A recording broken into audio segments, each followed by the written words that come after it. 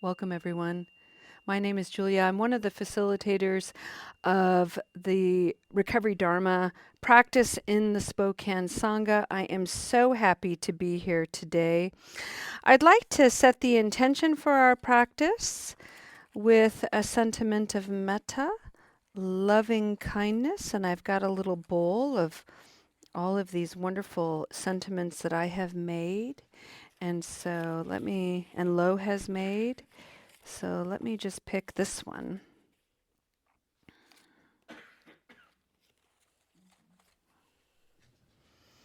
Here's a doodly one that I did. And this one reads, "May all who fear fire find comfort. May all who fear fire find comfort." This was written last year when in this area we were having terrible wildfires, and they were really threatening my farm. And I'm afraid of fire. I'm afraid of that. I have that fear. So obviously, I think I wrote that for myself. But anybody in the world who's having to fear fire, may they find comfort. Alrighty, friends, I'm going to go ahead and close my eyes, and I encourage you to do the same. Maybe find in your body a posture that feels gentle and receptive. For the month of January in the Spokane Sangha, we are going to explore the concept of mindfulness, sati. In the Western mind, mindfulness has gained a lot of popularity, and it has various levels of understanding, from the superficial to an in-depth practice and everything in between. And I wanted to bring this topic forward because mindfulness practices have changed my life. They have governed my wise livelihood. They have governed everything that I do. And so I would like to bring into our awareness the roots of mindfulness, which lie in Buddhism. The Buddha had a wonderful discourse on mindfulness called the Satipatthana Sutra. And in this particular sutra, 4 key identifiers were established, the 4 foundations of mindfulness. And this is what we're going to explore today. And may I say, you could spend this lifetime and many lifetimes studying this single sutra, and not a moment of your life would be wasted. Nor would you exhaust the depth of understanding and wisdom to be gained from this sutra. It is a profound gift to humanity. Sati, or mindfulness, its 4 foundations begin with the body. The second foundation is feeling, sensations. And sometimes that bleeds into emotions and moods, which immediately connects us to the third foundation, which is mind and thought. And the fourth foundation of mindfulness is something called mental formations, mental perceptions, what I like to call stories. The narratives that erupt in my mind almost involuntarily, almost without consciousness. They're just there. And I can quickly, like a blink of an eye, attach myself to one of these stories, and before I know it, I'm spinning out on some judgment, some fiction, some figment of my imagination. The four foundations are somewhat linear before they become nonlinear. And what I mean by that is we begin with the body as a simple and yet profound place to start. And once you have some stability in the body, then you can go into sensation and emotion and feeling. Then you can graduate to working with the mind. Then you can go with feeling a little bit more stable in your stories. Just jumping into examining and exploring your mental formations without having any practice or training in anchoring the body can be a little difficult. And so we begin at the body as an anchor point, as a way to stabilize our entire being.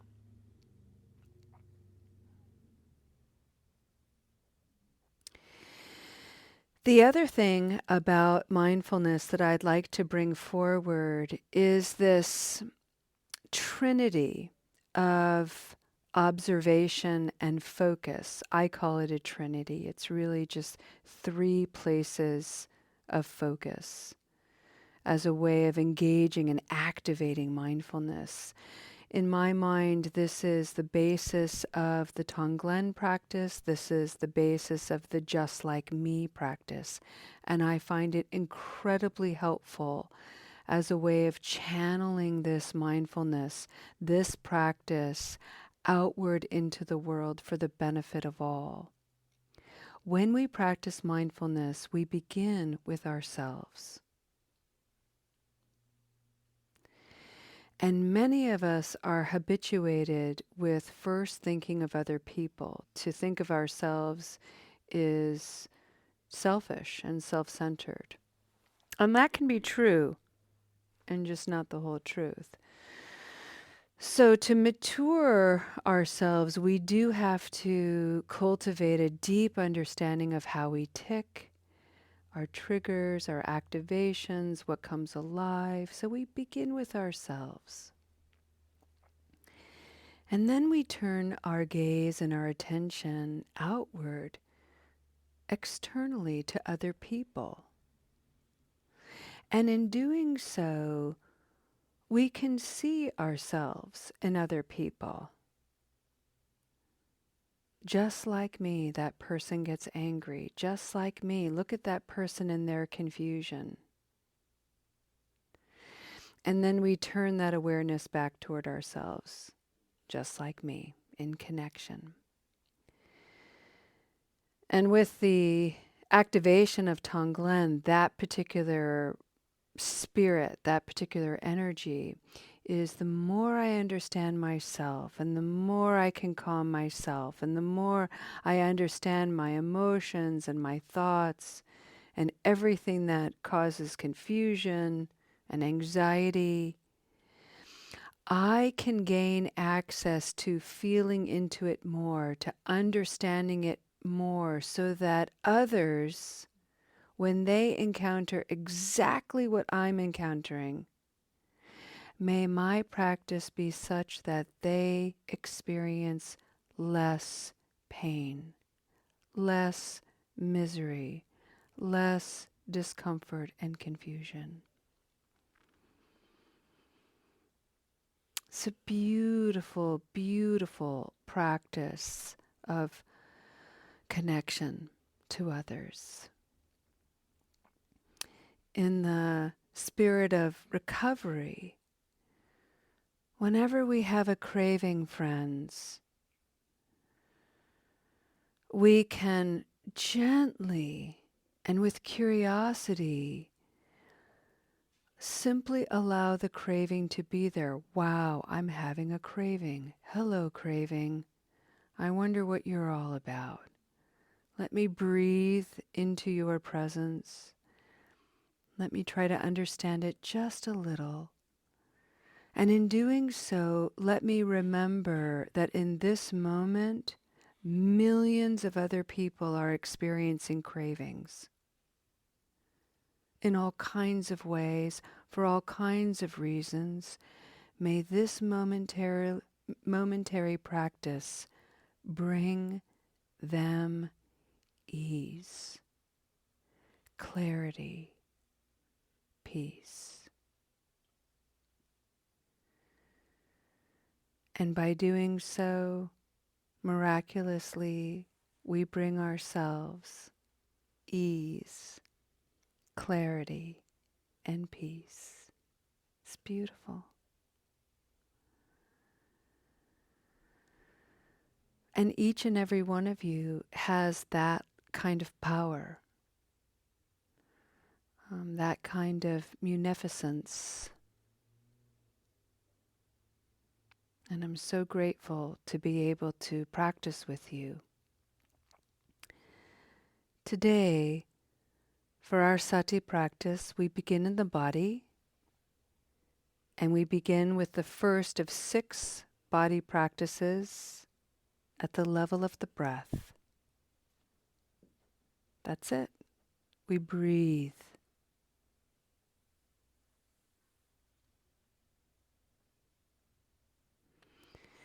In the Buddhist tradition,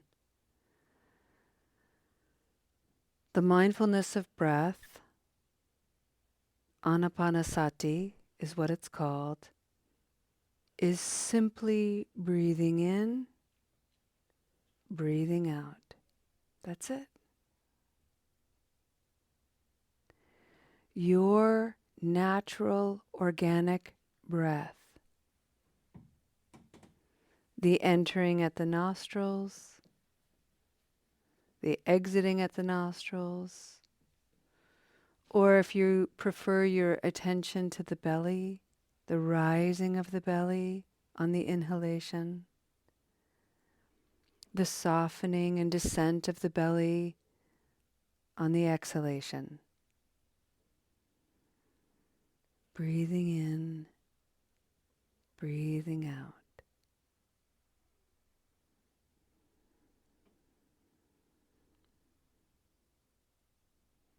Let's take a moment of silence to practice this. I'd like to add a very gentle disclaimer, and that is, when you notice your mind wandering, allow a smile to come over your face, first in recognizing that the mind has wandered. That's an extraordinary insight. And rather than entertain our aggressive thoughts like, oh, we're doing this wrong, what's the matter with me, why can't I keep my attention on the breath more than once, blah, blah, blah, all the things we say, just smile. And very gently, just give yourself a good job, I'm doing it, I'm breathing. And breathe in and out. Let's enjoy breathing together, and let's hold closely and warmly in the intention to breathe with mindfulness anyone who is struggling to catch their breath. Let's breathe ease for them.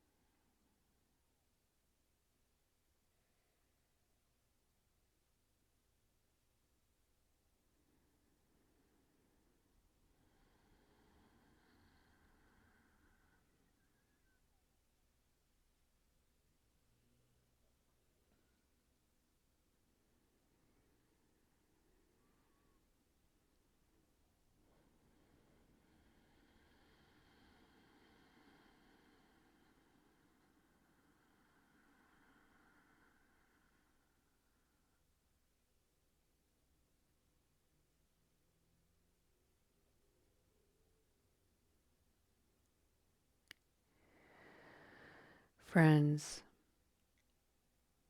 wise mindfulness is one of the environments in which we dance along the Noble Eightfold Path. It is rich and textured. It is life-changing when we embrace it as a true lifestyle. And when we can anchor ourselves so simply yet so profoundly in the breath, recognizing I have the capacity to struggle, I have the capacity for ease, and then we see outside of ourselves, oh, you have the capacity to struggle, you have the capacity for ease. And then we bring that back into ourselves again. We have the capacity for ease. We have the capacity for struggling. May my practice of breath be of service to anyone struggling, and may it bring more ease. Imagine if we could do that once a day, how much better our day might actually be.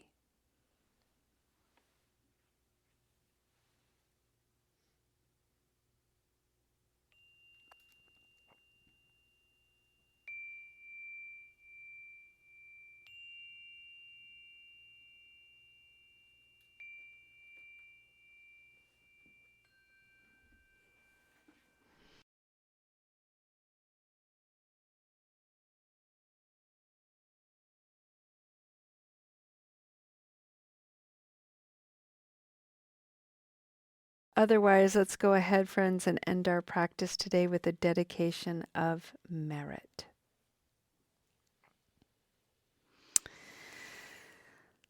I really appreciate how a couple of Sangha members were so able to recognize that their practice right now has to be self-focused.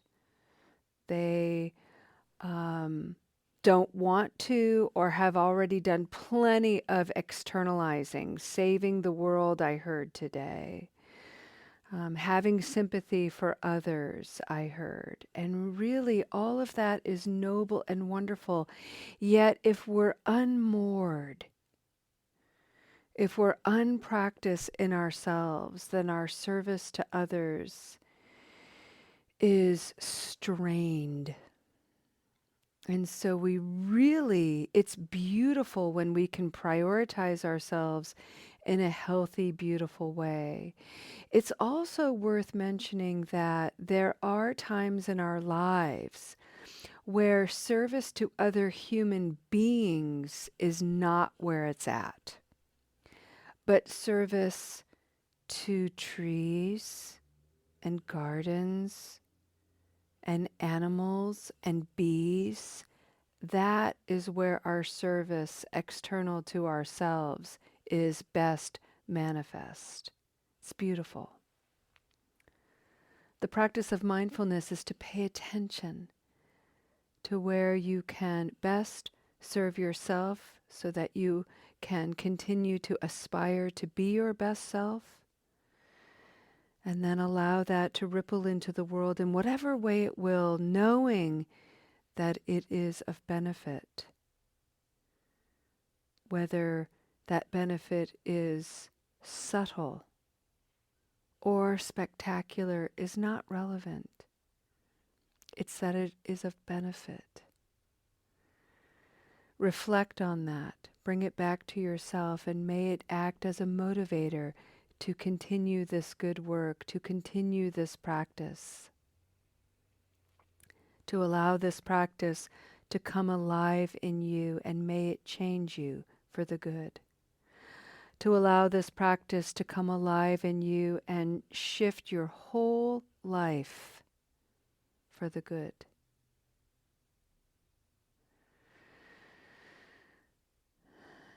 May the way we live, may who we are becoming be a light in dark, haunted places. May your gentility soften sharp edges, and may your presence open eyes, minds, and hearts with the beauty of curiosity and wonder. Thank you for your immaculate presence and your beautiful practice. We'll see you next time. Namaste.